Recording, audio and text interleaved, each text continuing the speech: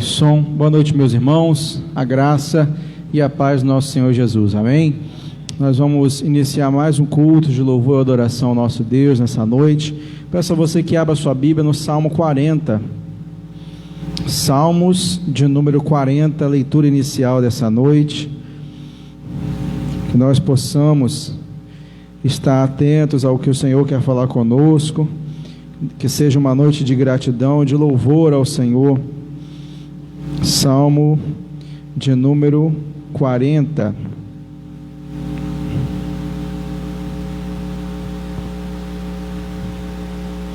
A partir do versículo 1 diz assim a palavra de Deus: esperei com paciência pelo Senhor, Ele se inclinou para mim e me ouviu quando clamei por socorro.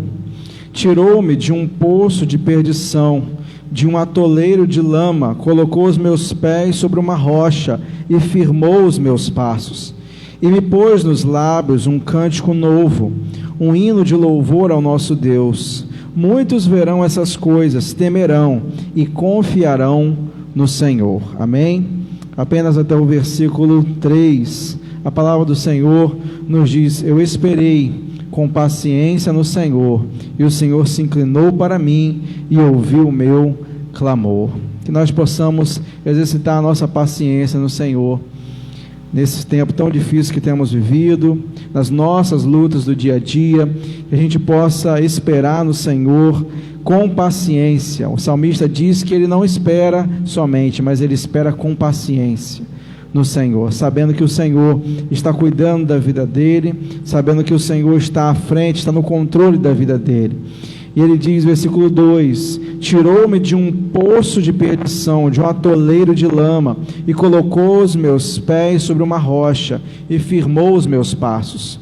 Quando o Senhor, Ele age em nossas vidas, depois que a gente espera com paciência no Senhor, Ele tira os nossos pés da insegurança. Ele diz, me tirou de um atoleiro de lama, e Ele colocou os meus pés sobre uma rocha, e essa rocha é Jesus. Nossos pés, o nosso coração e a nossa vida está firmada no Senhor, amém? Nós vamos orar ao Senhor. Eu quero pedir a você que esteja orando pela recuperação da dona Pepenha, que já está em casa, né? Nós tivemos essa notícia essa semana, graças a Deus estava ali internada, que você possa estar orando pela vida dela, como sempre também temos orado pela dona Conceição, dona Elmira também, que está ali em recuperação em casa. Eu peço que os irmãos também estejam orando pela vida da Edna. A Edna é uma irmã muito querida da igreja do Jockey, que nós conhecemos já há muito tempo, trabalhamos juntos ali na igreja do Jockey, e ela se encontra em Covid, na UTI, está em situação grave. Peço que os irmãos estejam orando por ela, orando também pelo seu Paulo, que é o pai da minha coordenadora lá no meu serviço, também que está fazendo alguns exames de biópsia, que os irmãos possam estar orando por essas pessoas que eu estive citando aqui nas suas orações, amém? Eu peço a você que fique à vontade, se você quiser ficar de joelhos, se você quiser ficar em pé, se quiser ficar sentado, nós vamos elevar a nossa voz em adoração ao Senhor. Pai, em nome de Jesus, nós oramos, Pai, ao Senhor, agradecidos pela misericórdia do Senhor que se renovou nesse dia em nossas vidas. Pai, muito obrigado a Deus, porque até aqui, nesse dia, passamos, ó Deus, do ano de 2020 e o Senhor nos permitiu, ó Deus, pela Tua graça e pela Tua misericórdia, estamos aqui, ó Deus, na Tua casa. Muito obrigado, ó Deus, pela Tua presença em nosso meio. Obrigado, ó Deus, por cada um dos meus irmãos e irmãs que estão aqui presentes, Pai, para buscar ao Senhor, para adorar ao Senhor.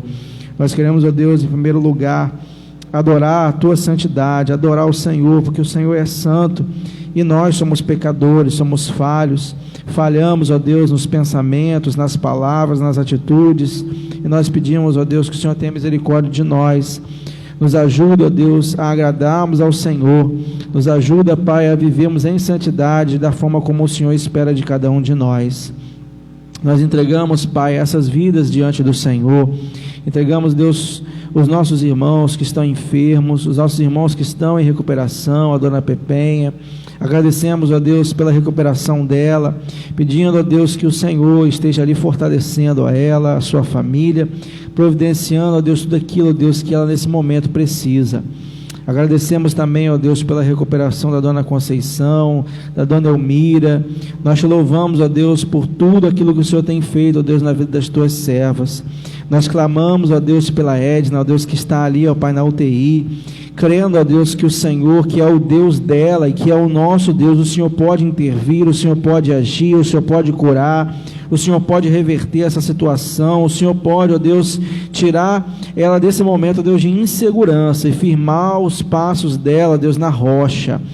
Mas sabemos, ó Deus, que acima do teu poder também existe a tua vontade, que o Senhor, ó Deus, possa estar agindo segundo a tua vontade, que o Senhor, ó Deus, esteja sustentando e fortalecendo todos os familiares ali.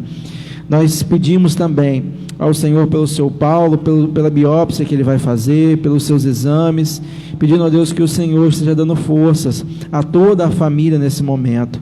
Oramos, ó Deus, pelos nossos irmãos aqui da Igreja Batista Nova Vida, entregando, Pai, a vida de cada um diante do Senhor, pelas crianças, pelos adolescentes, pelos jovens, pelos idosos, ó Deus, também que não estão podendo vir, aqueles que não estão podendo vir.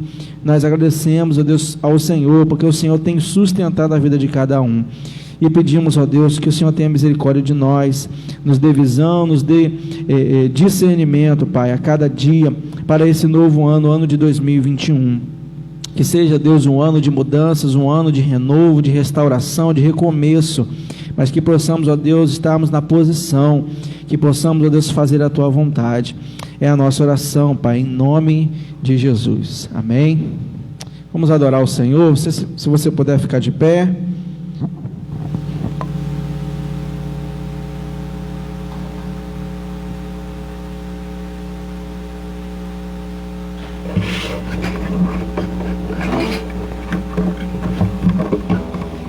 Ei, som, ei, teste.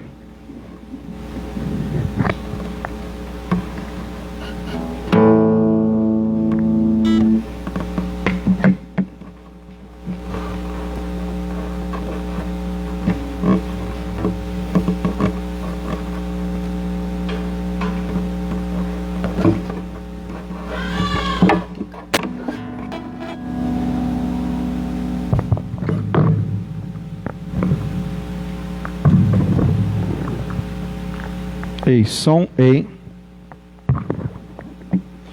teste.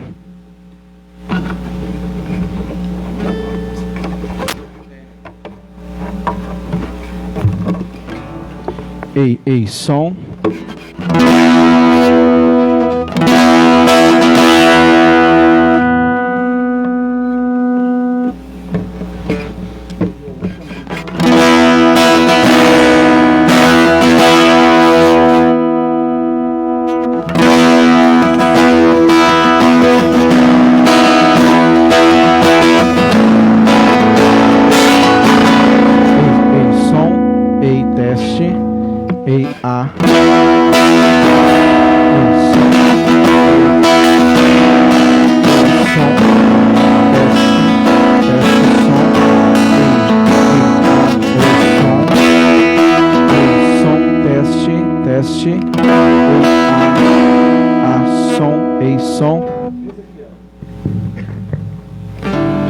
Ei, som. Vamos usar isso aqui então. Ei, som. Amém, meus irmãos? Agradecer ao Senhor por tudo que Ele tem feito em nossas vidas. Amém? Essa quinta-feira, não sei como está a sua semana, não sei como que você tem passado, mas que você possa descansar no Senhor, que você possa agradecer ao Senhor por tudo aquilo que Ele tem feito na sua vida. Amém? Eu te agradeço, Deus, por se lembrar de mim, e pelo teu favor é o que me faz crescer. Eu vivo pela fé, não vacilo, eu não paro quando digo, Deus, sou Cristo. Você mudou a minha história e fez o que ninguém podia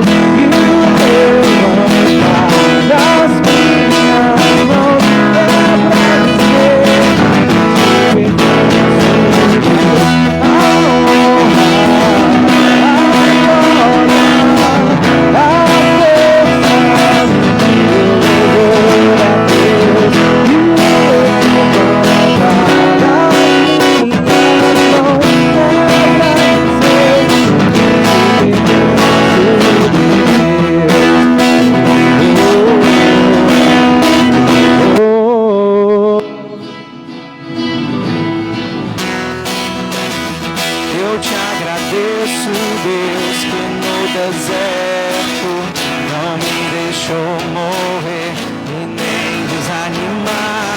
E como aquela mãe que não desiste, você não se esqueceu. Você mudou a minha história e fez o que ninguém podia imaginar. Você acreditou e isso é tudo. Só vivo pra você. Eu não sou do mundo.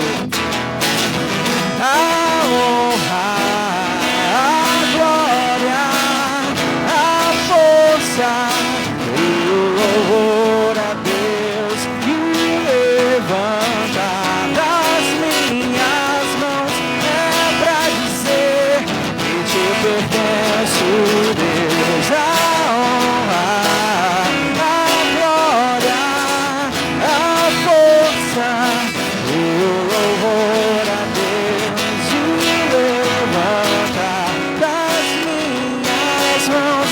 É pra dizer que te pertenço, Deus.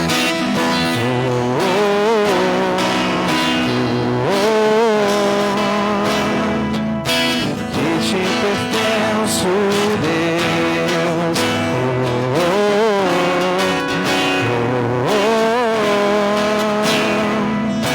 Que te pertenço, Deus.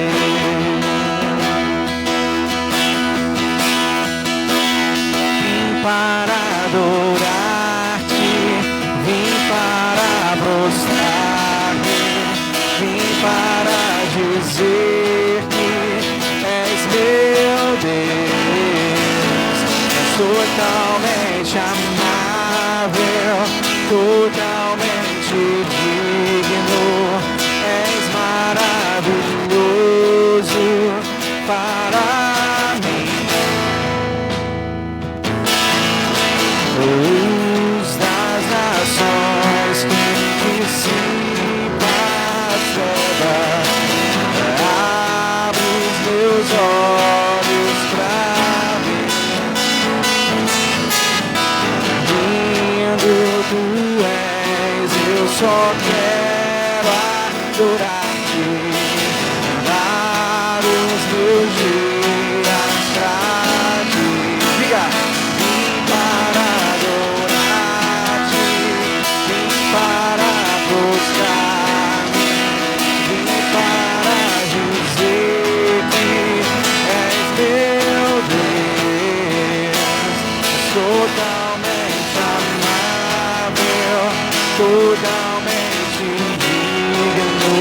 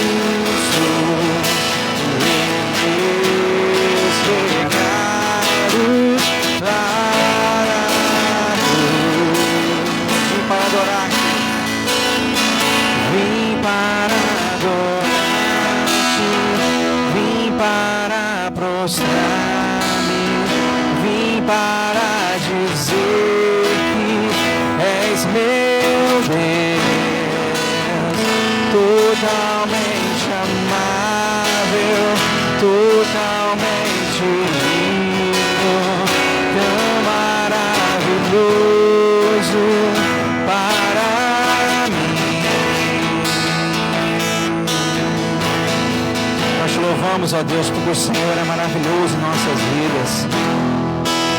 O Senhor, Deus, é tremendo em nossas vidas. O Senhor, ó Deus, faz infinitamente mais do que nós pedimos e pensamos. Que nós possamos, ó Deus, esperar com paciência no Senhor. Que nós possamos, ó Deus, confiar no Senhor. Que nós possamos, ó Deus, vir para a Tua casa, para adorar, para Te servir, para Te bendizer, ó Deus, e quando menos esperarmos, o Senhor irá abrir a porta, o Senhor irá responder, o Senhor, ó Deus, irá interceder, o Senhor, ó Deus, irá agir em nossas vidas. Que possamos, ó Deus, esperar com paciência no Senhor. É a nossa oração, Pai, em nome de Jesus. Amém. Os irmãos podem trazer os seus dízimos e ofertas à casa do Senhor.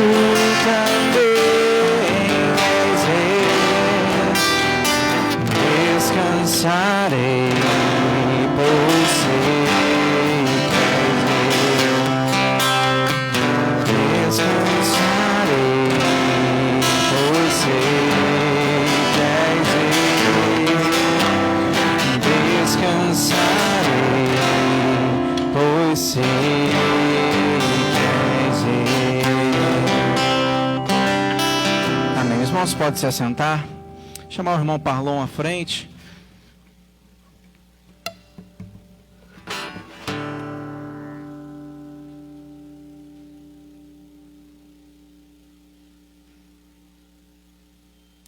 Nós vamos estar orando ao Senhor nesse momento.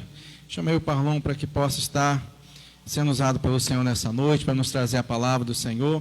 Nós vamos estar orando pela vida dele, também pelos dízimos e pelas ofertas. Amém? Feche seus olhos. Senhor, muito obrigado a Deus pelos dízimos e ofertas que foram colocados aqui diante do Senhor. Nós pedimos, ó Deus, que o Senhor possa estar, ó Deus, nos abençoando grandemente.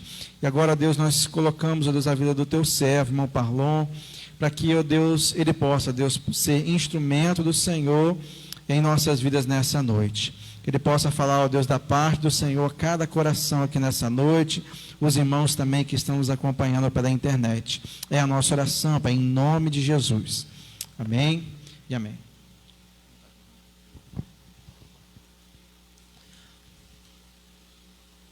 Boa noite, irmãos. A graça e a paz do nosso Senhor.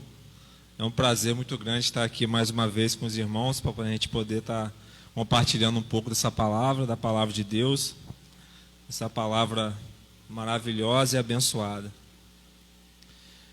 Eu gostaria de pedir aos irmãos que abrissem as suas Bíblias em Esdras. E nós vamos falar um pouco essa noite sobre quando Deus está no controle. Na realidade, Deus todo o tempo ele está no controle. Apesar de em muitas situações, em muitas vezes, em muitas ocasiões da história que às vezes a gente pensa que está dando tudo errado, como nós estamos vendo nesse momento de pandemia, mas que nós possamos olhar para a palavra de Deus e ver que Ele sempre esteve no controle e Ele sempre vai estar no controle. E que nós possamos, né, os irmãos que estão aqui, aqueles que estão nos acompanhando pela internet, pelas redes sociais, que nós venhamos entender isso e colocar isso em nossas mentes, nossos corações, que Deus sempre está no controle. Quando Deus está no controle? Sempre. Ele sempre estará no controle. E essa noite aqui a gente vai estar falando um pouco sobre isso, sobre esse controle de Deus.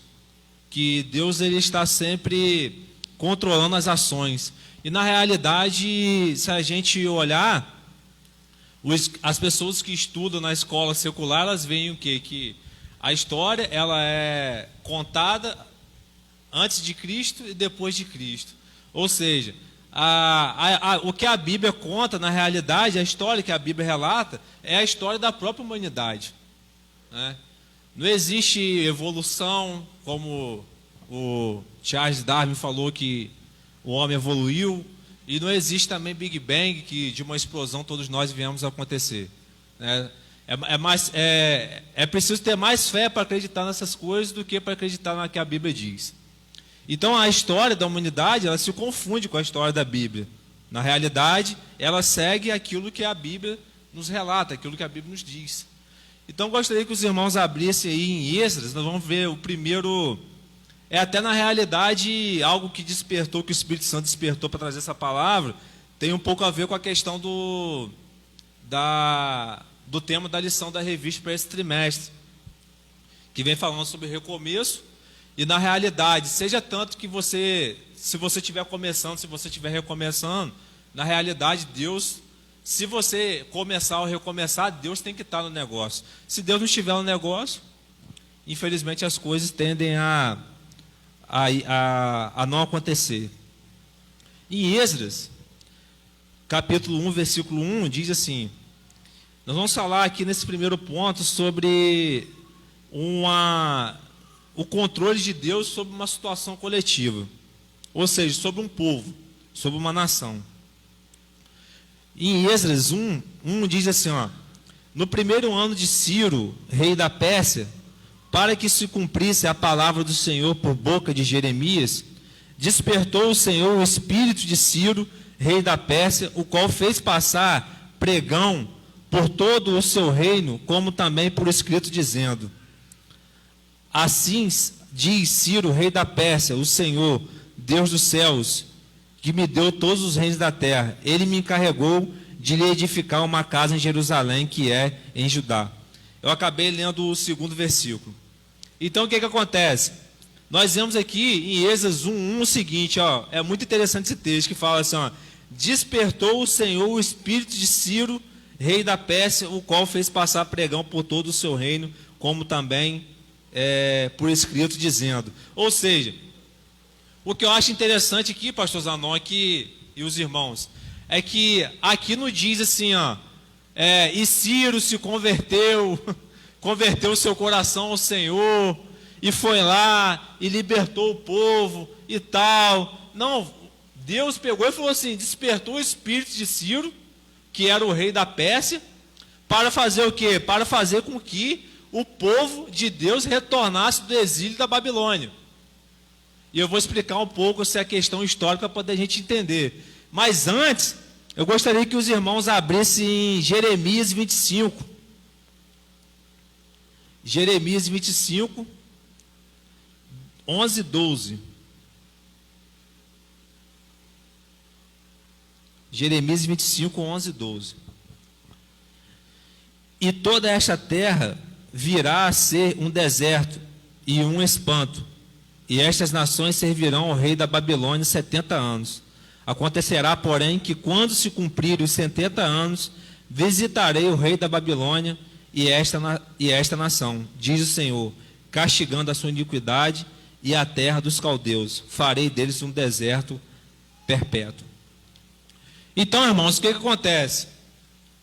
Jeremias, ele falou antes de que isso acontecesse. Jeremias, ele profetizou antes que o povo de Israel ia ficar 70 anos no cativeiro.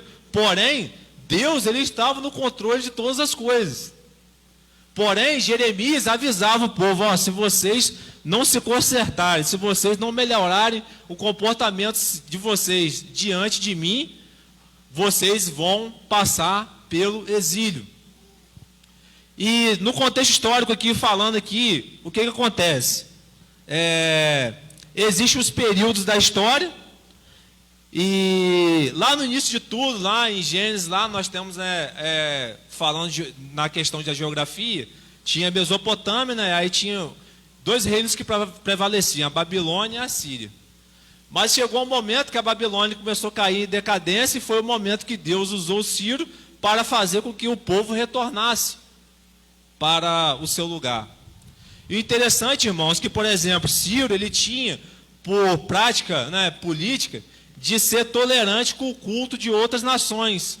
Ou seja, ele aceitava que se cultuava, que você poderia cultuar o seu Deus e tal na sua nação. Porém, o que acontece? Nós vemos em Jeremias que Deus estava no controle de todas as coisas.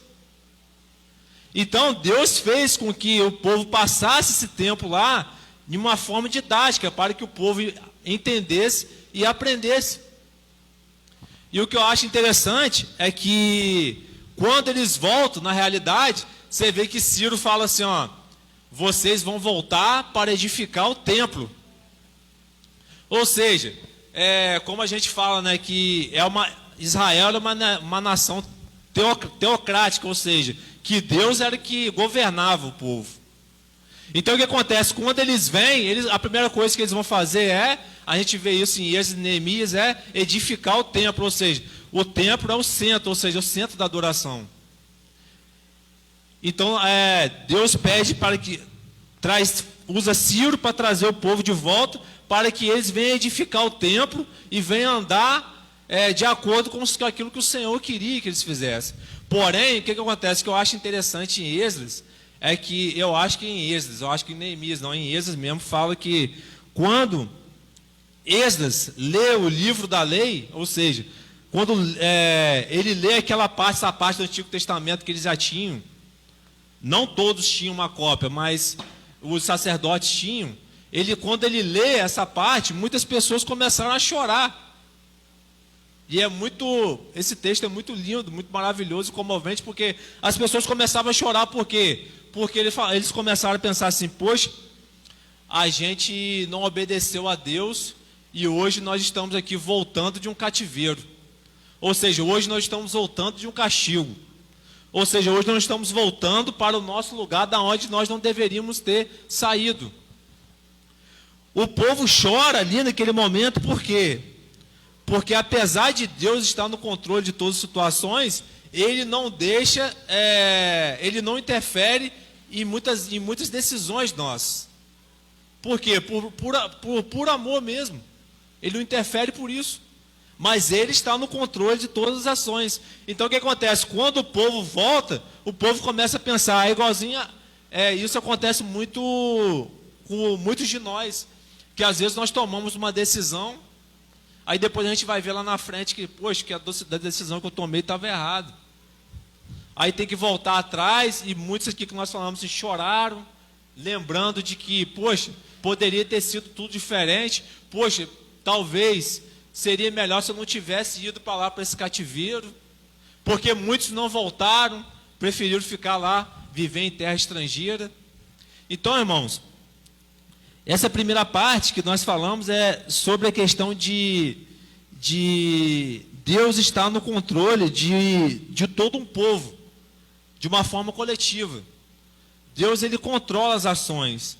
E como Israel foi uma nação escolhida, né, como povo de Deus, Deus fez com que eles fossem lá, levados cativos, que eles fossem para um lugar que eles não queriam ir, mas por desobediência, Deus fez com que eles passassem por esse período de aprendizado, mas Deus os trouxe de volta, mas Deus trouxe de volta aqueles que queriam voltar.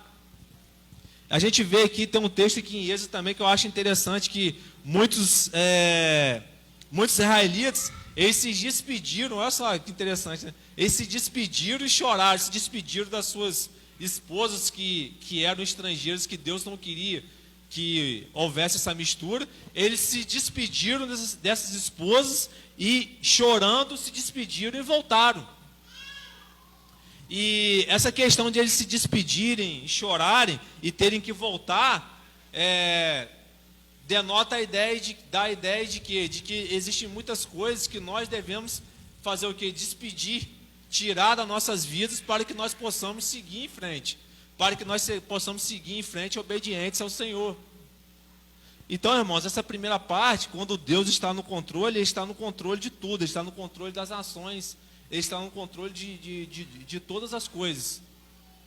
Então, assim, Deus criou o mundo, fez todas as coisas, mas infelizmente, muitas vezes, por nossas próprias decisões, nós entregamos o governo que Deus deu para a gente, para quê? Para Satanás. Foi isso que aconteceu com Eva, né? Deus deu o governo para falar assim, cara, pega aqui os animais e domina sobre eles, né? Você seja um dominador. Ou seja, Deus entrega o governo, governo de todas as coisas.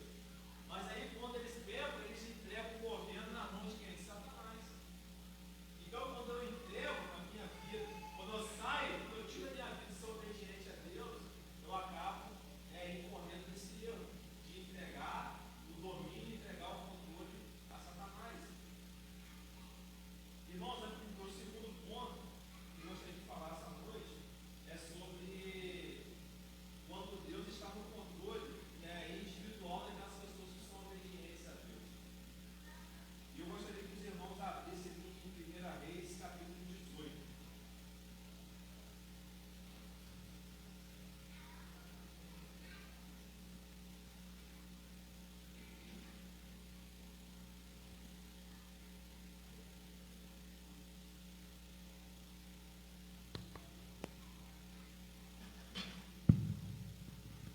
Ei, som, teste. 1 Reis 18, a partir do 22, por favor. 1 Reis 18, a partir do 22.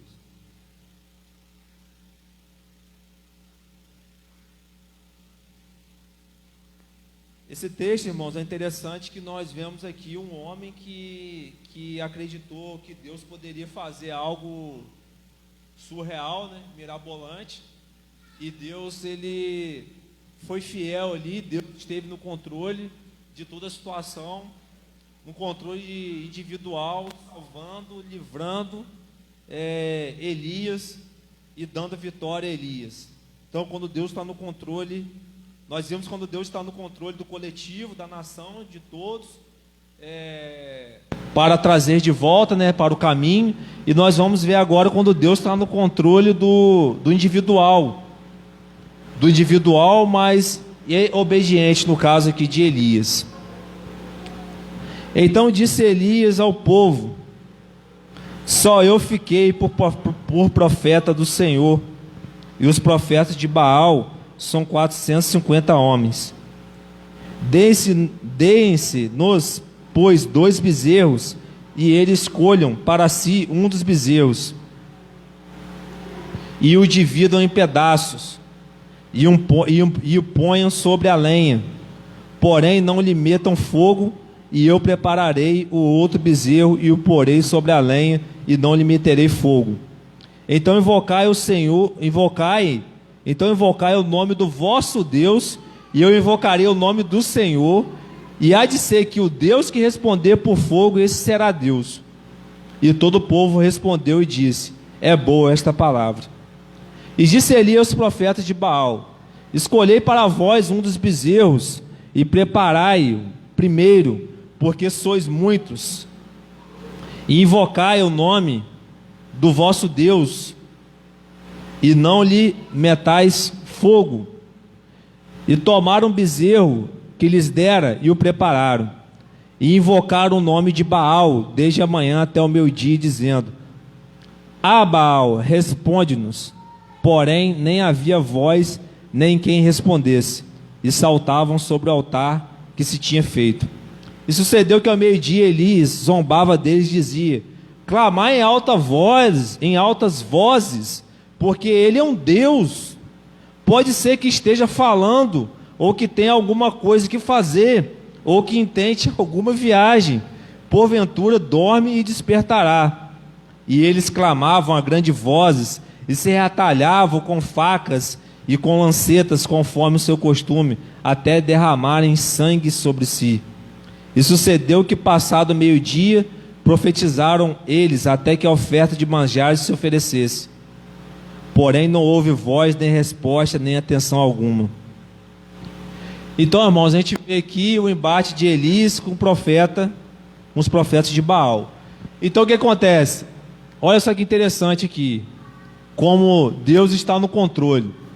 Por que que Deus está no controle? Porque aquela região toda ali em que Elias estava, era uma região em que, em sua grande maioria, redundância, né? Em sua maioria,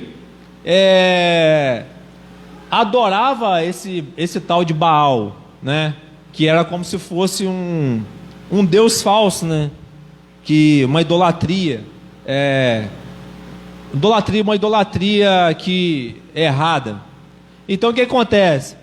Baal era considerado o quê? O deus da agricultura, o deus da chuva, aquele que mandava a chuva. Ou seja, quando manda a chuva, manda a água, e a terra, da terra o que brota, o que é o alimento. Então ele era adorado como Deus que trazia chuva, que trazia o alimento. E interessante que, se a gente voltar em 1 Reis 17, nós vamos ver o quê? Que ali naquele território ali, que Baal era o cara, né?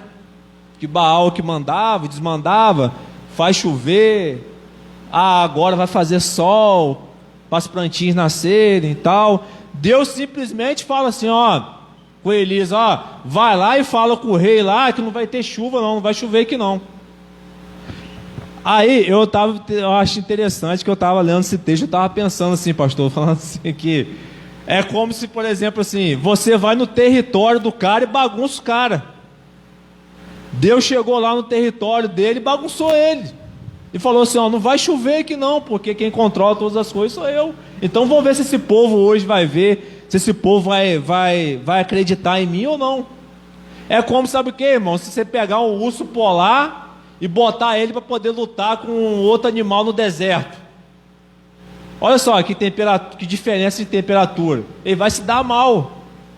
Deus foi lá no território dele, então, e é nesse território mesmo de seca, de morte, que Deus manda eles falar assim, tem uma viúva lá, a viúva de Sarepta, que é um texto, eu acho, antes, se eu não estiver enganado, e que ela está precisando lá, atende ela lá. Então, no território de Baal, Deus fez o quê? Desse Deus falso, Deus fez o quê? Ele controlou as ações. Ele simplesmente falou assim, não vai chover. E nós vemos, irmãos, que é tão interessante que o inimigo, ele cega tantas pessoas, que a gente vê que esses profetas aqui de Baal, desse Deus falso, eles se retalhavam, eles se cortavam, enquanto eles clamavam por Baal, porque na cultura deles, se retalhar, se machucar, era sinal de que eles estavam chamando a atenção do Deus que eles consideravam como o Deus todo-poderoso ali, que o nosso Deus verdadeiro chega e bagunça ele no próprio local dele. Então, irmãos, o que acontece? Esse tipo de sacrifício, ele não é agradável a Deus. Então a gente vê aqui que Deus ali está controlando as ações ali, e naquele momento ali, os caras se retalhando e clamando, e aí Elias começa a zombar deles, falando: não, fala mais alto aí que de repente seu Deus está ocupado. Porque no território que Baal dominava, na realidade ele pensava, as pessoas pensavam que dominava, na realidade ele não dominava era nada, quem dominava era Deus. Então Deus, ele faz o quê? Ele pega e lá no território dele faz com que esse Deus falso Baal passe uma tremenda vergonha. E mais à frente, irmãos, é só você ver que o poder de Deus é tão tremendo que no versículo 29, 1 Reis 18, 29, ele fala assim: e sucedeu que, passado o meio-dia, profetizaram eles até que a oferta de manjares se oferecesse, porém não houve voz nem resposta, nem atenção alguma. Então, preste atenção só no 30, então Elias disse a todo o povo: chegai-vos a mim. E todo o povo se chegou a ele, e reparou o altar do Senhor que estava quebrado. E Elias tomou 12 pedras, conforme o número das tribos dos filhos de Jacó, ao qual veio a palavra do Senhor dizendo: Israel será o teu nome. E com aquelas pedras edificou o altar em nome do Senhor. Depois fez um rego em redor, fez um buraco em redor do altar, segundo a largura de 2 medidas de semente. Então armou a lenha, ou seja, ele começou a botar a lenha em volta do altar, e dividiu o bezerro em pedaços e pôs sobre a lenha. E disse: enchei de água 4 cântaros e derramai sobre o holocausto e sobre a lenha. Ou seja, olha só que interessante. Ele mandou por 3 vezes, para poder a gente ganhar tempo, ele mandou por 3 vezes, se eu não estiver enganado, molhar o holocausto, molhar a lenha, para o negócio ficar mais difícil. Porque os profetas de Baal, eles já tinham feito de tudo. Aí Elias falou assim: não, vamos fazer um negócio ficar mais difícil aqui, para o Deus que eu professo, que eu adoro. Vou molhar aqui a lenha aqui, molhar os pedaços do animal, porque eles usavam lá como sacrifício. Vou fazer o negócio ficar mais difícil. Vou molhar para poder o negócio ficar complicado, para poder, de repente, pode ficar mais difícil para Deus, resolver. Aí mais à frente ele vem falando assim no 35: de maneira que a água corria ao redor do altar, e ainda até o rego encheu de água. Ou seja, ele abriu um buraco, vamos botar aqui que seja altar aqui, ele abriu um buraco em volta, colocou lenha, os animais aqui e tal, encheu d'água. Vamos ver se vai ficar mais difícil. Sucedeu, pois, que oferecendo-se a oferta de manjares, o profeta Elias se chegou e disse: ó Senhor, Deus de Abraão, de Isaque e de Israel, manifestes hoje que tu és Deus em Israel, e que eu sou o teu servo, e que conforme a tua palavra fiz todas essas coisas. Responde-me, Senhor, responde-me para que este povo conheça que tu, Senhor, és Deus, e que tu fizeste tornar o seu coração para trás. Então caiu o fogo do Senhor e consumiu o holocausto, e a lenha, e as pedras, e o pó, e ainda lambeu a água que estava no rego, ou seja, sobrou nada. Irmãos, o que eu acho interessante aqui é que olha só como é que Deus estava no controle de todas as coisas, e não precisou Elias pular, sapatear, se cortar, dar mortal. Não precisou Elias fazer nada disso. Ele simplesmente falou: ó Senhor. Ele só falou assim: ó Senhor, Deus de Abraão, de Isaque e de Israel, manifestes hoje que tu és Deus de Israel e que eu sou teu servo e conforme a tua palavra fiz todas as coisas. Irmãos, o fogo veio e lambeu tudo. E nós vemos que os profetas de Baal ficaram ali durante meio-dia clamando, chamando e nada. E interessante notar, irmãos, é que a questão da fé, né, como a gente vê aqui, esses profetas e Baal, eles faltava fé neles? Não faltava fé, porque eles adoravam algo que eles não viam, invisível, né? Porque se eles estavam clamando naquele momento, poderia até ter uma estátua que eles adoravam alguma coisa, mas eles estavam, algo assim que eles lidavam com o metafísico, ou seja, além do físico, além daquilo que eu posso tocar. Então o que acontece? Não faltava fé para eles, mas o problema é o quê? É a fé posta no lugar errado. A fé posta em quê? Em uma coisa que não vai resolver o meu problema. É a fé posta que diz que eu tenho que caminhar não sei quantos quilômetros para poder pagar promessa para não sei para quem, não sei o que lá. Isso daí falta fé? Não, mas a fé está posta o quê? No lugar errado. Está buscando o quê? Lugar errado.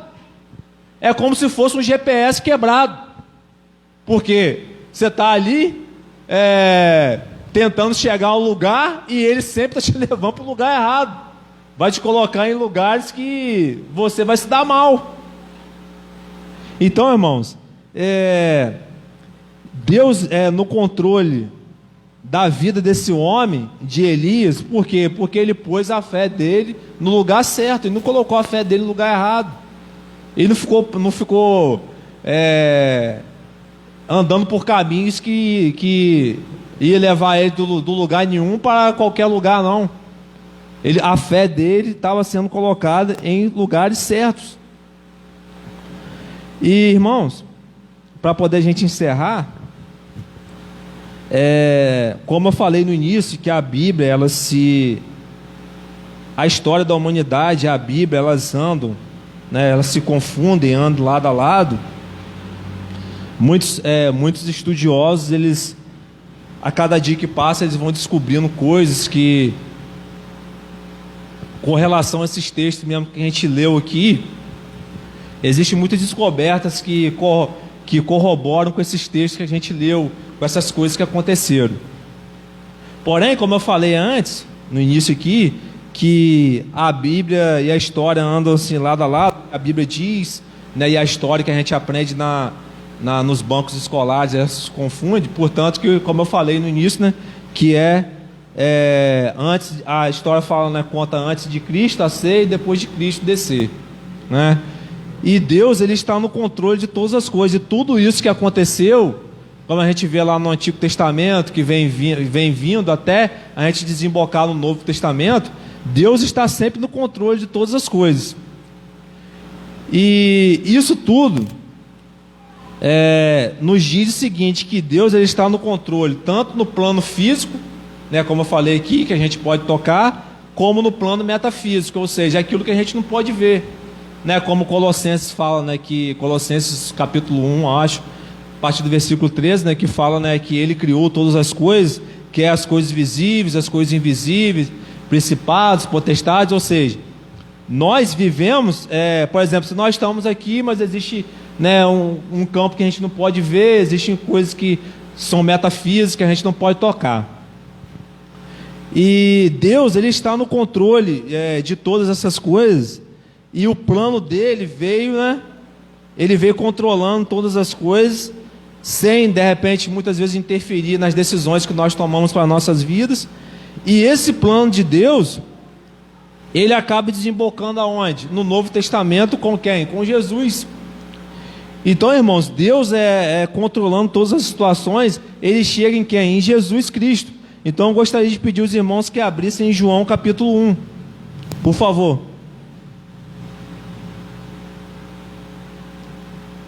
João capítulo 1, a partir do versículo 1.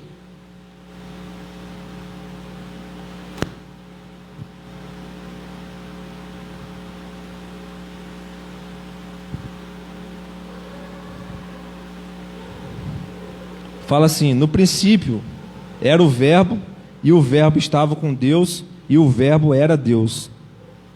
Ele estava no princípio com Deus.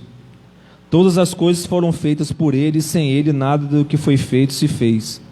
Nele estava a vida, e a vida era a luz dos homens. Irmãos, no versículo 4, quando ele fala assim, nele estava a vida, e a vida era a luz dos homens.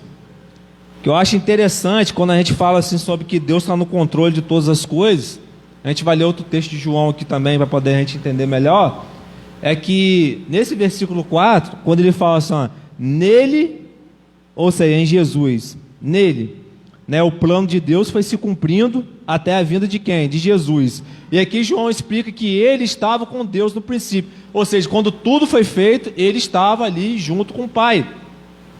E interessante que ele fala assim, no versículo 4, nele estava a vida, e a vida era a luz dos homens.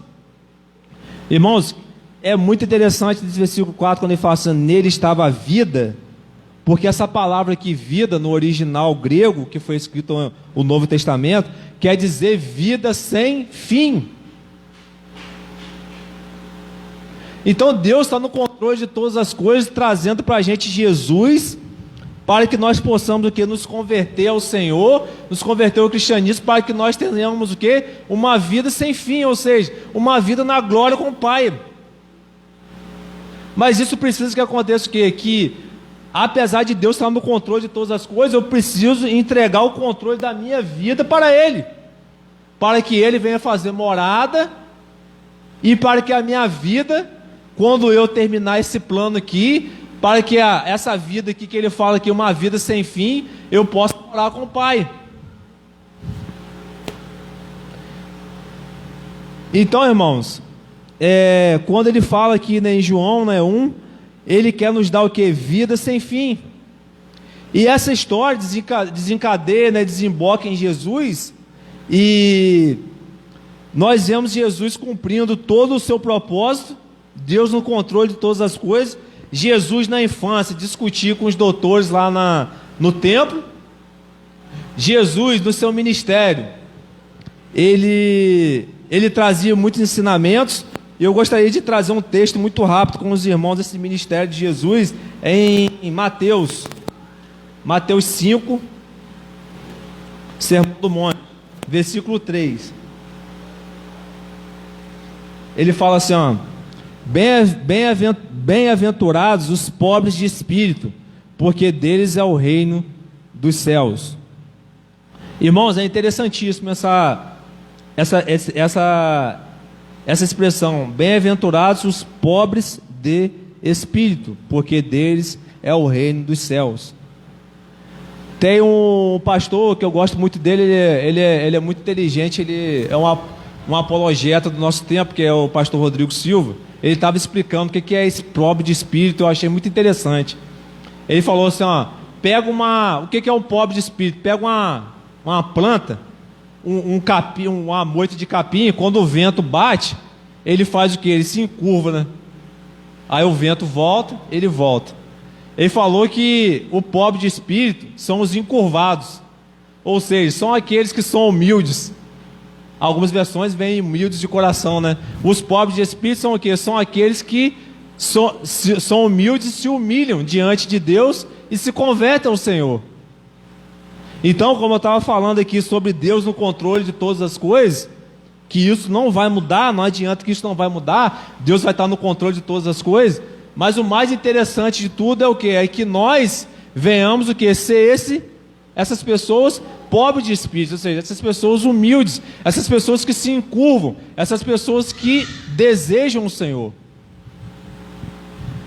Então, irmãos, para nós vermos como Deus está no controle de todas as coisas, nós vemos depois Jesus na cruz, que Ele é trocado pelo ladrão, e eu acredito plenamente que muitos dos apóstolos que falam assim, agora acabou tudo, agora realmente Jesus vai ser entregue, vai ser morto. Mas eu gostaria, para encerrar, que os irmãos abrissem João 20, para nós vermos como Deus está no controle das ações, e que o plano de Deus se cumpriu que Deus está no controle de todas as coisas e que o que nós devemos fazer é apenas entregar nossas vidas para o Senhor. João 20, versículo 1, fala assim: e no primeiro dia da semana, Maria Madalena foi ao sepulcro de madrugada, sendo ainda escuro, e viu a pedra tirada do sepulcro. Correu, pois, e foi a Simão Pedro e a outro discípulo, a quem Jesus amava, e disse-lhe: levaram o Senhor do sepulcro, não sabemos onde puseram. Então Pedro saiu com outro discípulo e foram ao sepulcro. E os dois corriam juntos, mas o outro discípulo correu mais apressadamente do que Pedro, chegou o primeiro ao sepulcro. E abaixando-se, viu no chão os lençóis, todavia não entrou.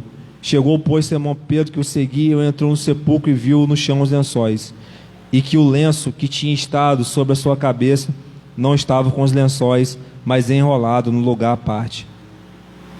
Então entrou também outro discípulo, que chegara primeiro ao sepulcro e viu e creu, porque ainda não sabiam a escritura que diz que era necessário que ressuscitasse dos mortos. E Jesus depois aparece a quem? Aparece aos 12. Então o plano de Deus, ele foi se cumprindo, como nós vimos. O plano de Deus, né, a vontade de Deus, Deus quando está no controle, Ele está no controle de todas as coisas. E nós vemos que Ele esteve no controle da nação de Israel, e nós também, como nação de Deus, como povo de Deus também, Ele vai estar sempre no controle. Ele esteve no controle da vida do profeta Elias. Ele vai estar no controle, pastor, daqueles que decidiram ir à frente, né, e fazer a vontade de Deus. Ele está no controle de todas as coisas. E como eu falei, que Ele controla tudo, mas Ele deseja que nós entregamos a nossa vida, nós entregamos o controle da nossa vida para o Senhor. E, irmãos, eu gostaria só para encerrar rapidamente, ainda em João 20, algo muito interessante, que João é o único que relata isso dos 4, só João que relata isso. Prestem bem atenção. Os dois discípulos, versículo 4, os dois discípulos corriam juntos, mas o outro discípulo correu mais apressadamente do que Pedro, chegou primeiro. O outro discípulo está falando é João. E abaixando-se, viu no chão os lençóis, todavia não entrou. O que acontece? Tinha um lençol que enrolava o corpo, né, e o corpo ia colocado no sepulcro. Ele era embalsamado, né, e botava no sepulcro. Aí o que acontece? Esse texto é lindo, porque ele fala assim, ó, no 6: chegou, pois, Simão Pedro, que o seguia, e entrou no sepulcro e viu no chão os lençóis, e que o lenço que tinha estado sobre a cabeça não estava com os lençóis, mas enrolado no lugar à parte. Preste atenção nesse detalhe, irmãos. O lençol estava jogado no chão, porém o lenço que enrolava a cabeça dele estava dobrado à parte. E aqui tem uma mensagem que Jesus deixou, que diz muito aos nossos corações que Ele está no controle e que Ele voltaria.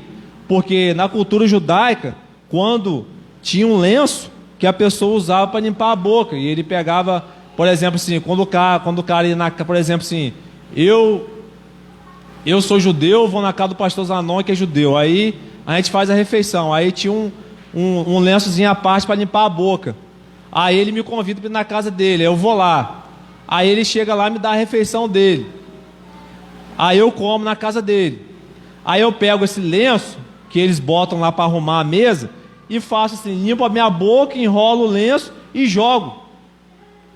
Aí ali tem uma mensagem, ele fala que simplesmente acabou, ou seja, eu fiz uma refeição, limpei a minha boca, enrolei o lenço, joguei a parte e acabou. Mas é quando a pessoa pegava e deixava o lenço dobradinho, como Jesus deixou, ele falava, ele estava dizendo, falando a seguinte mensagem: eu gostei e vou voltar. Então, o lenço à parte no sepulcro, que só João relata, só João diz o quê? Que Jesus vai voltar. Então, para que nós possamos entender isso, para que nós possamos ir com Ele quando Ele voltar, quando Ele vier, como diz lá em Tessalonicenses capítulo 4, a partir do versículo 13, quando Ele vier nas nuvens, e todo olho verá, para que nós possamos ir com Ele, nós devemos fazer o quê? Aquele que controlou toda a história, aquele que controlou tudo, nós precisamos entregar a nossa vida ao controle dele. Por quê? Porque se nós não entregarmos a nossa vida ao controle dele, nós vamos ficar por aqui, nós não vamos subir. Essa é a realidade. Então ele deixa a mensagem aqui no final, aqui em João, para poder a gente encerrar, que ele vai voltar. Por que ele vai voltar? Porque todos aqui, eu trouxe apenas alguns exemplos, irmãos, mas a Bíblia está cheia de exemplos que Deus está no controle de todas as coisas.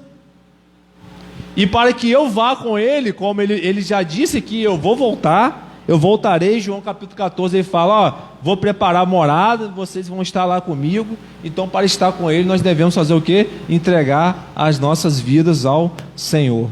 Amém? Que nós possamos entender isso, guardar na mente, guardar no coração, que Deus, ele controla todas as coisas na história. Tudo está sob o controle de Deus, mas que nós devemos entregar totalmente, não em parte, mas totalmente a nossa vida no controle de Deus. Amém? Que Deus possa estar abençoando a vida dos irmãos. Pastor?